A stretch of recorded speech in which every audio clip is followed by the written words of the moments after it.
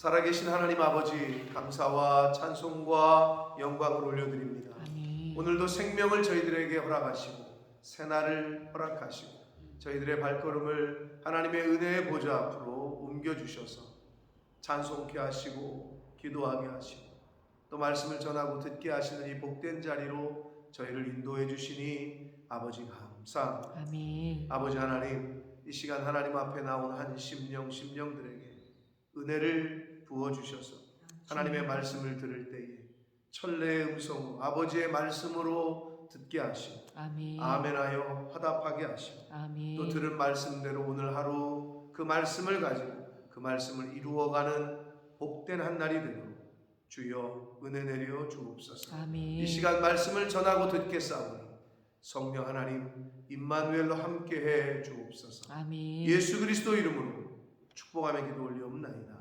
아멘. 아멘. 자, 2장을 시작하면서 야고보 사도는 교회 내에 형제들을 차별하는 것, 사람을 차별하는 것이 교회 내에 있었던 것 같아요. 오늘날뿐만 아니라 그 당시에도. 그래서 교회 내에서 사람을 차별하는 것에 대한 그 책망과 경고의 말씀, 그리고 하나님 편에서의 가난한 자에 대한 그 은혜, 그리고 부자에 대한 경계, 이러한 말씀을 이어가고 있습니다.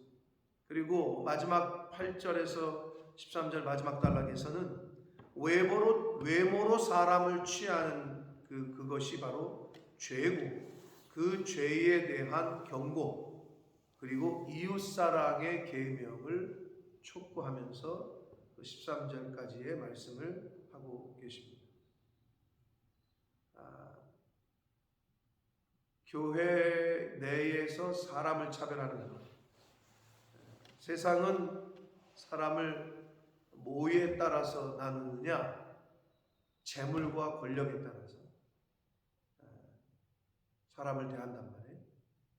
그런데 교회 내에서는 그러지 말아야 되는데 교회 안에서조차 그런 일이 있었어요.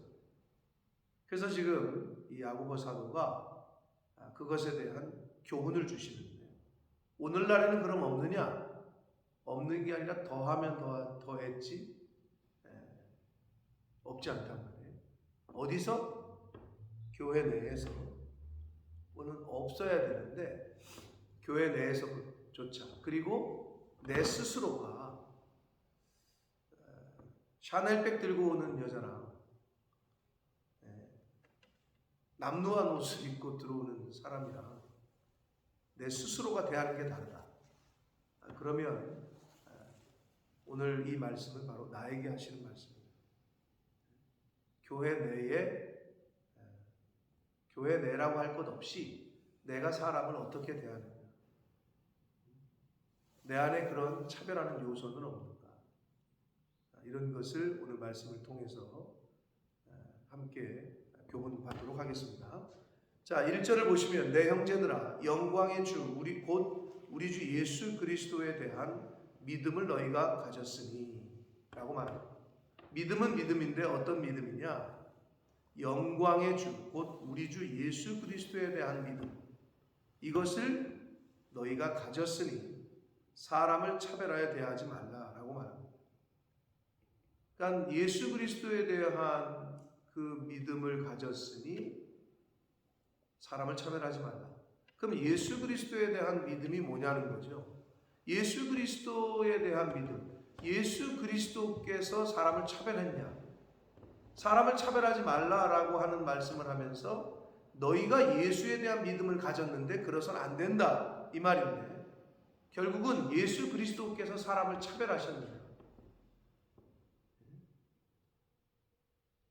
구원은 모든 사람, 믿는 모든 사람에게, 부자든지 가난한 사람이든지 약한 자든지 강한 자든지 병든 자든지 그렇지 않은 자든지 간에 모든 사람에게 주신 하나님의 은혜였어요.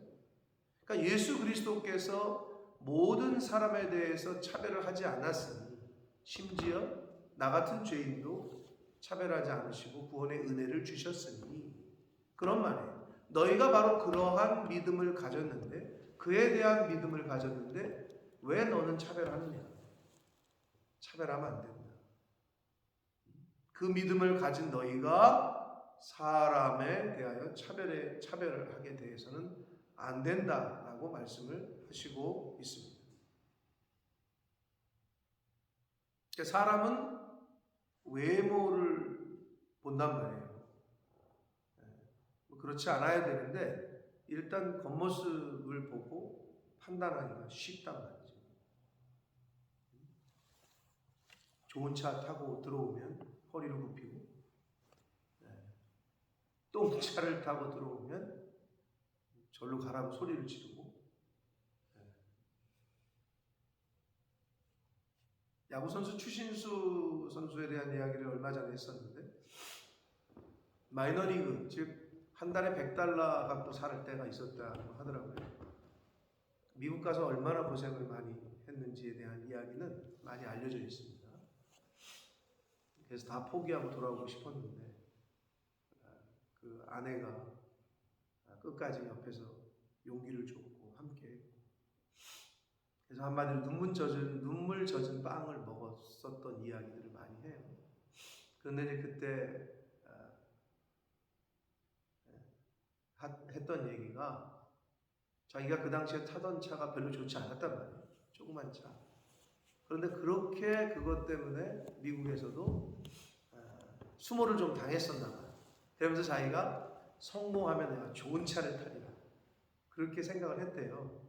나중에 이제 메이저리거가 되고 말 그대로 한마디로 대박을 치고 나서는 차가 여러 대더라고요. 그때 이제 추신수 씨에 대한 그 방송에 좀 나온 적이 있는데 그러니까 어떻게 사람들이 달라지더라는 거예요. 대하는 게. 세상이 그래요. 그런데 어떻게 교회에서라도 그러지 말아야 되는데 교회 내에도 그런 일이 있었던 거죠. 초대교회 때에도. 그러면서 지금 흩어진 12지파 즉 유대인들에게 교훈을 주는 이 야고보 사도가 너희가 예수에 대한 믿음을 가졌는데 예수님께서 너희를 차별하지 않았는데 너희는 왜 사람을 차별하냐 이러한 경고의 말씀을 교훈을 해 주시고 있습니다. 그러면서 예를 들어주세요. 만일 너희 회당에 금가락지를 끼고 아름다운 옷을 입은 사람이 들어오고 또 남루한 옷을 입은 가난한 사람이 들어올 때라고 했는데 여기서 이제 회당이라고 번역한 우리가 잘 알고 있는 헬라어 단어 중에 하나인데 많은 크리스찬들이 시나고게라고도 하는 이 회당은 그 이후에 에클레시아, 교회로 번역하는 그러니까 시나고게는 에클레시아의 전신이라고 볼 수 있어요. 그 시나고게, 회당에서 사람들이 모였단 말이에요. 그 당시에는. 자, 근데 오늘날 교회라고 보시면 간단합니다. 빌립보가 아니죠. 빌립보에서 데살로니카에서 베레아로 도망쳤잖아요. 바울이 이제 도망을 가게 되는데 쫓겨나게 되는데 그 베레아에 가면 장년부가 갔을 땐 거기를 안 갔었던 것 같은데 베레아에 그 위마 그 바울의 강단 갔던 거 기억나시죠? 김경희 집사님 기억나요? 기억 안 나요? 한 번만 가서는 안 된다니까. 박 권사님 기억나요? 바울의 강단이라고 있잖아. 그쪽 옆에 학교 있었고 조그만 하여튼 베레아 간 거 기억나요?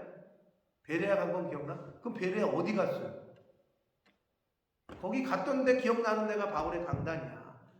하여튼 바울의 그 동상이 있고 근데 거기에서 한 200m, 300m 직선거리로 떨어진 곳에 수나고개가 있어. 바울 당시에 그대로의 수나고개, 바울 당시의 회당이 그대로 보존되어 있어요.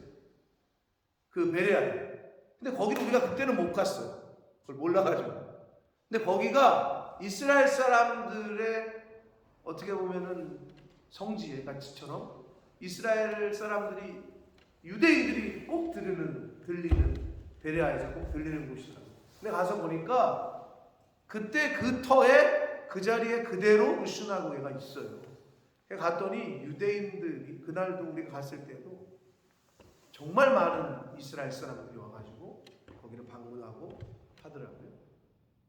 그래서 이 당시 초대교회 당시에는 예수님도 회당을 중심으로 사역을 하셨으니까 이 수나고게는 에클레시아, 오늘날의 처치, 교회라고 보시면 되는데 거기에 들어가는데 교회에 들어올 때 금가락지 끼고 아름다운 옷, 오늘날로 말하면 아주 좋은 옷, 명품의 옷을 입고 들어오는 사람이 있고 또 남루한 옷, 한마디로 그렇지 않은 그런 옷을 입고 아주 천한 옷을 입고 가난한 사람이 들어오는 경우를 예를 들면서 너희가 아름다운 옷을 입은 자를 눈여겨보고 말하되, 이게 쳐다보는 거죠. 관심 있게 보고 눈여겨본다는 거는 그런 명품 옷을 입고 들어오는 사람은 친근하게 가서 얘기도 걸어주고 좋은 자리로 안내도 해주고. 그러니까 오늘날의 교회뿐만이 그런 게 아니라 초대교회도 이런 일이 사람 사는 건 다 똑같은 것 같아요. 좋은 자리에 앉으라 라고 얘기를 하고 가난한 사람에게는 말하되, 한마디로 얘기야. 오늘날로 말투로 바꾸면 신경도 안 쓰는 거지. 뭐 거기 서 있든지 가서 앉든지 말든지 바로 이런 분위기야. 거기 서 있든지 내 발등상 아래에 앉으라, 앉든지. 근데 그 발등상은 발판을 말하거든요. 발 올려놓는 판. 그러니까 결국은 그 밑에 앉든지, 그러니까 한마디로 관심도 갖지 않는 거예요. 서 있든지 뭐 어디 가서 저 구석탱이에 가서 앉든지 이렇게 한다는 거죠. 자, 그러면 4절, 너희끼리 서로 차별하며 악한 생각으로 판단하는 자가 되는 것이 아니에요. 그러니까 좋은 옷 입은 사람과 그렇지 않은 옷 입은 사람을 이미 정죄를 하는 거예요. 이미 판단하고 갈라내는 거예요. 너희가 그래서 안 되는 거 아니냐? 라고 묻고 있습니다. 그러시면서 5절, 내 사랑하는 형제들아 들을지어다 라고 말씀합니다. 들을지어다 라고 말씀합니다. 듣고 그러지 말라는 의미죠. 자, 어제도 제가 듣는다, 네 들었어요, 듣는다라는 건 행함이 따라오는 걸 말해요. 그냥 내 목소리를 듣는 게 아니고 듣고 순종한다는 거는 듣고 행하는 것을 말합니다. 그게 진짜 들음입니다. 믿음은 들음에서 온 자라고 했는데 그 들음에서 온다라는 그 들음은 결국 행함에서 온다, 순종에서 온다라고 해석을 해도 맞습니다. 그래서 들어라, 즉 듣고 행해라 라고 말씀을 합니다. 하나님이 세상에서 가난한 자를 택하사 믿음에 부요하게 하시고 또 자기를 사랑하는 자들에게 약속하신 나라를 상속으로 받게 하지 아니하셨느냐 라고 묻고 있어요. 결국 이게 뭐냐? 하나님이 세상에서 가난한 자를 택하사 이 가난한 자와 또 자기를 사랑하는 자가 대꾸를 이루고 있는 거예요. 그럼 이게 무슨 말이냐? 그럼 가난한 자만 하나님을 사랑해? 그렇진 않지만, 자, 예수님이 비유로 말씀하시되 부자가 천국에 들어가는 것이 뭐와 비슷하다고요? 어떤 비유를 드셨어요? 낙타가 바늘길을 통과하는 것보다도 어렵다 라고 비유를 하셨잖아요. 즉 가난한 자를 택하사 또 자기를 사랑하는 자, 가난한 사람이 자기를 사랑하는 자, 이걸 대꾸를 이루고 있는데 다 그런 건 아니지만 부자는 재물이 있는 사람은 어려워요. 그게 즉 재물이 많은데 그 재물을 내려놓고 하나님을 택하기가, 오죽했으면 예수님이 뭐라 그래요? 말세에는 어떻게? 하나님과 재물 둘 중에 하나를 택해야 될 거예요. 그러니까 성경에서 가르쳐주고 있는 거는 궁극적으로는 마지막 때에는 하나님이냐 돈이냐 이거를 선택해야 될 거라는 거예요. 하나님이냐 물질이냐, 그거 교훈이거든요. 그러면 가난한 가난한 자라고 다 하나님을 잘 믿는 건 아니잖아요. 근데 가난한 자는 하나님을 의지하기가 더 수월하고 쉬워요. 원래 없으니까. 그런데 물론 더 깊이 들어가면 여기서의 가난함은 영적으로는 심령이 가난한 걸 말합니다. 자, 예수님께서 산상수훈에서 심령이 가난한 자는 천국이 자기 것이라고 말씀하셨잖아요. 하나님의 나라가 너희 것이다 라고 예수님이 말씀하셨다. 그럼 그 심령이 가난한 거를 의미하는데, 물론 물질이 있고 없고 1차적 의미로 그것도 그렇게 해석이 되지만, 궁극적으로는 하나님 앞에서의 심령이 가난한 자를 의미합니다. 그 심령이 가난한 자를 하나님이 택하사 믿음으로 부요하게 하시고, 또 자기를 사랑하는 자, 그 심령이 가난한 자가 하나님을 사랑하지, 교만한 사람은, 가난하지 않은 사람은 하나님을 찾지도 않는다니까요. 그게 어려워. 그래서 자기를 사랑하는 자들에게 약속하신 나라를 상속으로 받게 하지 아니하셨느냐. 가난한 자는 복이 있나니 하나님의 나라가 너희 것이니라 라고 하신 예수님의 말씀과 일맥상통합니다. 그런데 너희가 가난한 자를 어떻게 차별하느냐, 어떻게 천대하느냐, 어떻게 무시하느냐, 그래서는 안 된다라고 말씀을 하시고 있습니다. 그러시면서 6절, 너희가 도리어 가난한 자를 업신여긴다. 하나님은 가난한 자를 택하셔서 또 은혜를 주시고 하나님의 나라를 주시는데, 너희가 뭔데 가난한 자를 업신여기냐 이 말이죠. 너희는 도리어 가난한 자를 업신여겼도다. 부자는 너희를 억압하며 법정으로 끌고 가지 아니하느냐. 계속 의문문으로 묻고 있어요. 그 말은 뭐 하느냐, 그렇지 않느냐, 이거 너희가 그랬다는 거지. 또 너희가 그래서는 안 된다는 거지. 이 얘기를 계속 말씀을 합니다. 부자는 너희를 억압하며 법정으로 끌고 갔다. 그리고 7절, 그들은 너희에게 대하여 일컫는 바 아름다운 이름을 비방하지 아니했느냐. 비방했다는 거예요. 그러니까 부자는 야, 뭘 그렇게 믿어? 그래, 기도하면 떡이 나오냐, 밥이 나오냐, 이런 식으로 믿음을, 예수 그리스도를 믿는 믿음을, 신앙을 그렇게 비방했다는 거죠.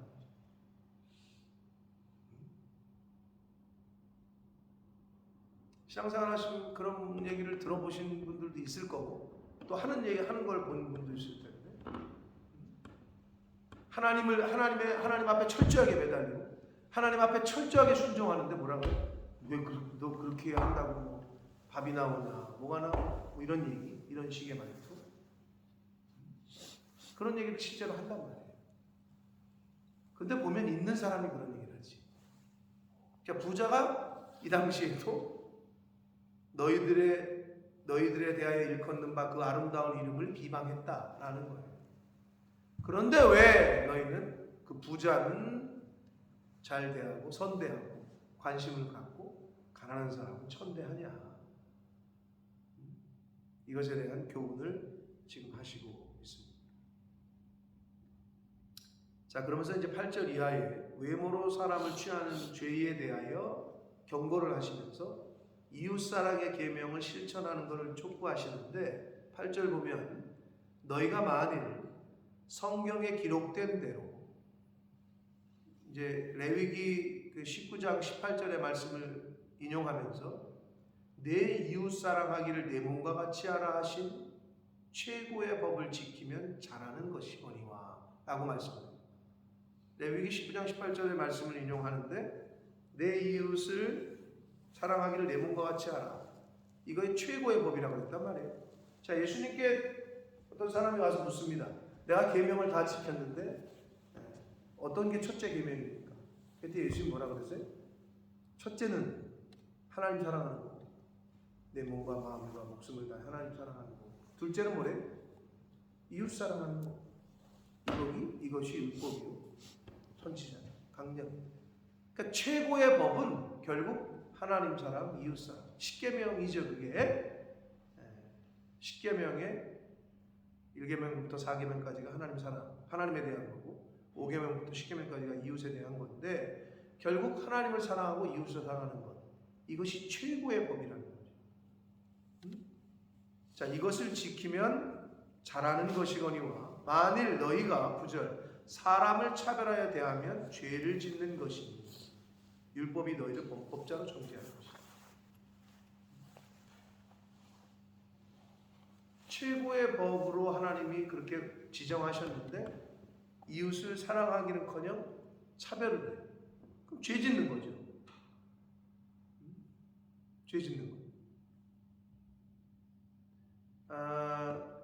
잠언 14장 21절에 보면 그 이웃을 업신여기는 자는 죄를 범하는 자다라고 또 말씀을 하셔요.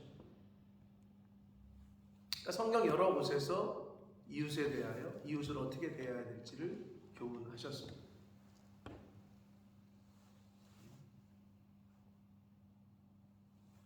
하나님을 믿노라 하고 하나님을 사랑하노라 하면서 정작 자기 옆에 있는 이웃들은 차별하고 사랑하지 못한다. 그건 맞지 않는 거라.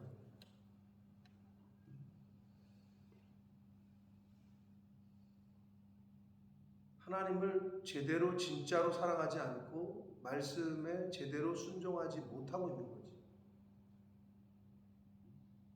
하나님 사랑에 대한 것은 결국 어떻게 보면 눈에 보이지 않으시잖아요. 하나님은 이웃을 사랑하는 것으로 나타난다라고 또 말할 수 있습니다. 눈에 보이는 육신의 사람들도 아버지도 잘 못 섬기는데 어찌 눈에 보이는 하나님을 잘 섬기겠냐. 결국 내가 진짜 하나님을 잘 섬기고 내가 믿는 믿음이 진짜인지 아닌지는 내가 이웃을 어떻게 대하는지 내 삶 속에서 그게 드러나고 나타납니다.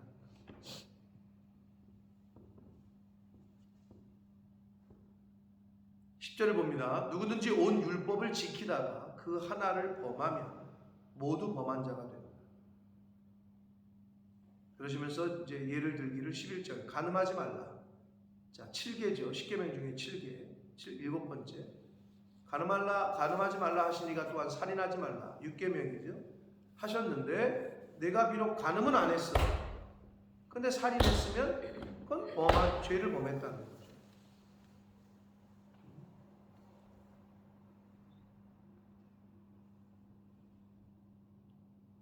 그러면서 12절 너희는 자유의 율법대로라고 말씀을 하셔요.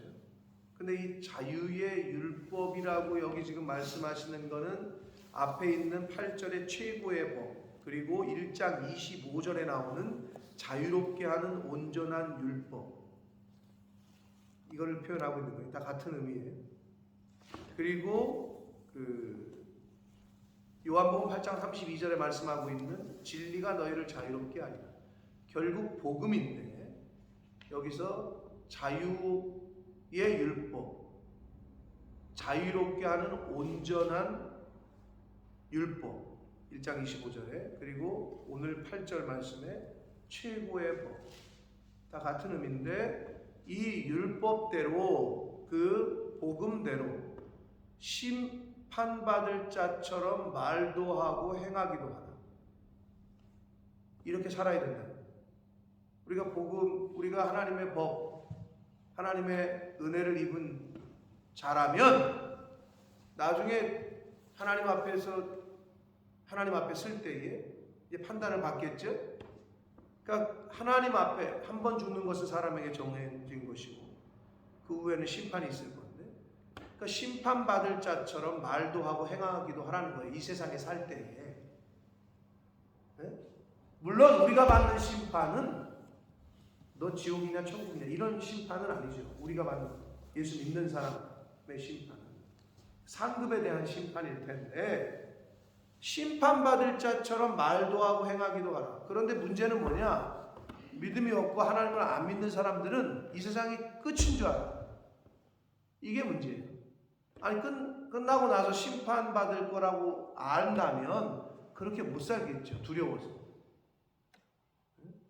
근데 예수 믿는 사람들조차도 이 세상에 하루를 살 때에 하나님 앞에서 내가 이렇게 말하면 안 되지. 하나님 앞에 가서 내가 어떻게 하나님 앞에 쓸 텐데 이렇게 살면 안 되지, 이렇게 말하면 안 되지, 이러한 자세로 살아야 되는데 그게 안 된다는 거예요. 그게 안 됐어, 이 초대교회도. 그래서 지금 야고보 사도가 그것에 대한 교훈을 해주고 있습니다. 저와 여러분도 마찬가지예요. 오늘 하루를 살아. 어떻게 살아? 하나님 앞에 쓸 자처럼, 하나님 앞에서 판단받을 자처럼. 아멘. 그렇게 말도 하고 그렇게 행동을 하고 살아야 할 줄 믿습니다. 아멘. 그러시면서 마지막으로 긍휼을 행하지 아니하는 자에게는 긍휼하는 심판이 있을 것이다.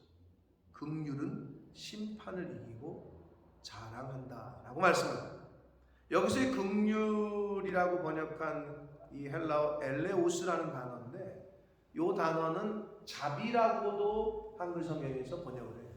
어떤 데서는 자비, 어떤 데서는 긍휼로 번역을 하는데, 긍휼에 대해서 또 예수님이 산상수훈에서 말씀하셨죠.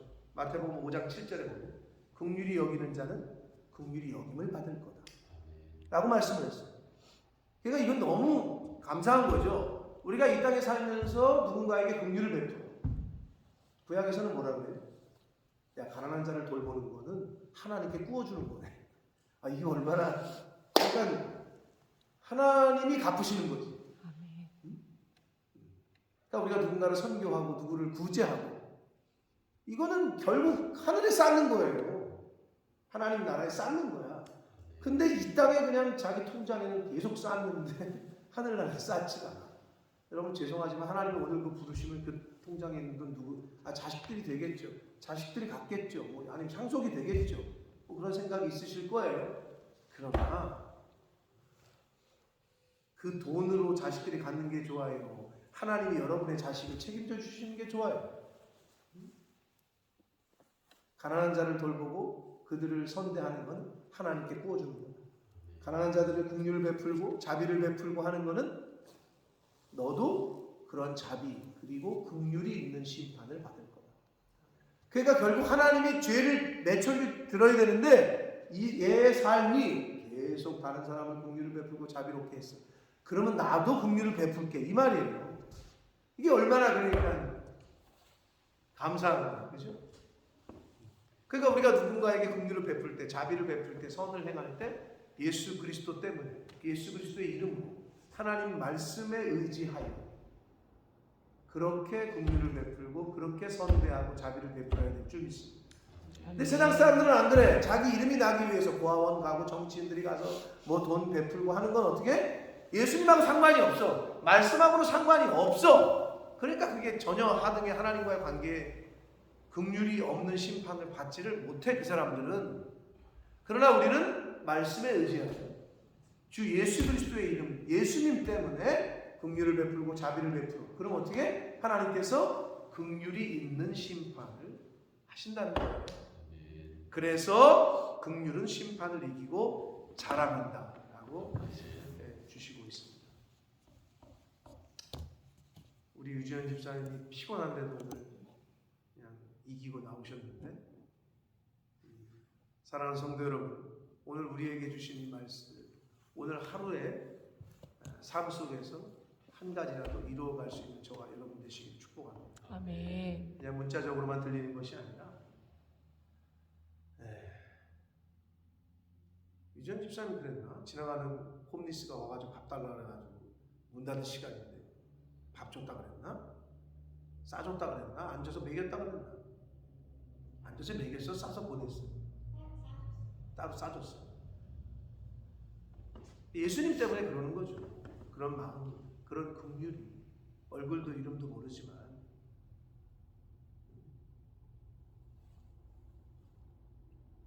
선을 베풀고 나눠주고 주는 자가 복되다고 했는데, 바라기는 저와 여러분의 삶이 많은 사람들에게 긍휼을 베풀고 자비를 베풀 수 있는 그런 삶이 되시길 축복합니다. 아멘. 근데 그게 결국은 누구를 위하는 거다? 결국 나를 위하는 거다. 성경은 그걸 가르쳐주고 있단 말이에요. 하나님 앞에서 긍휼이 있는 심판을 받게 될 것이다 라고 말씀합니다. 오늘 주신 이 야고보 사도가 초대교회에 있었던 일들을 기록해서 그들을 교훈한 거지만 계시적으로는 오늘 나에게 사실 또 우리 오늘날 교회들에도 그런 것들이 많잖아요. 나는 가난한 사람과 돈 있는 사람을 차별해서 쳐다보거나 생각하지는 않았는지 또는 그렇게 대하지는 않았는지 그런 마음을 좀 나를 좀 되돌아보고 이제는 있는 사람이 아니라 오히려 없는 사람을 더 긍휼히 여기고 그들에게 좀 시선을 돌리고 예수님이 그러셨다는 거죠. 그래서 예수님이 왕궁이 아니라 말구유에 오셨던 거 아니에요. 말구유의 상징은 가장 낮은 곳 이렇게 생각하시면 돼요.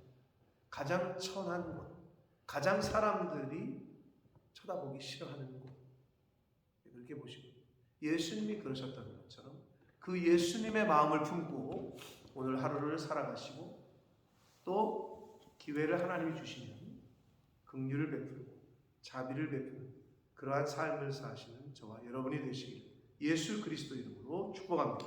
아멘. 살아계신 하나님 아버지 감사와 찬송과 영광을 올려드립니다. 아버지 하나님 저희가 무엇이간에 저희들의 생명을 오늘 하루도 연장시켜 주시고 새날을 맞이하게 해주시고 또 하나님의 은혜의 보좌 앞으로 저희들의 발걸음을 옮겨주셔서 하나님의 말씀을 전하고 듣게 하시는지 아버지 감사합니다. 아멘. 아버지 하나님 오늘 주신 말씀으로 나를 비춰보게 하시고 내 안에는 그런 요소들은 없는지 또 오늘 하루를 살아갈 때 주신 교훈대로 긍휼을 베풀고 자비를 베풀고 그러한 삶을 사는 저희들 되도록 또 주님의 몸된 교회에 속한 모든 권속들이 되도록 주여 은혜 내려 주옵소서. 아멘. 아버지 오늘 하루 하나님이 허락하시는 또 하나님이 허락하시는 상황과 만나게 하시는 사람들 가운데 오늘 주신 말씀을 실천하고 행할 수 있는 삶을 살도록 주여 은혜 내려 주옵소서. 아멘. 예수 그리스도 이름으로 축복하며 기도 올리옵나이다. 아멘.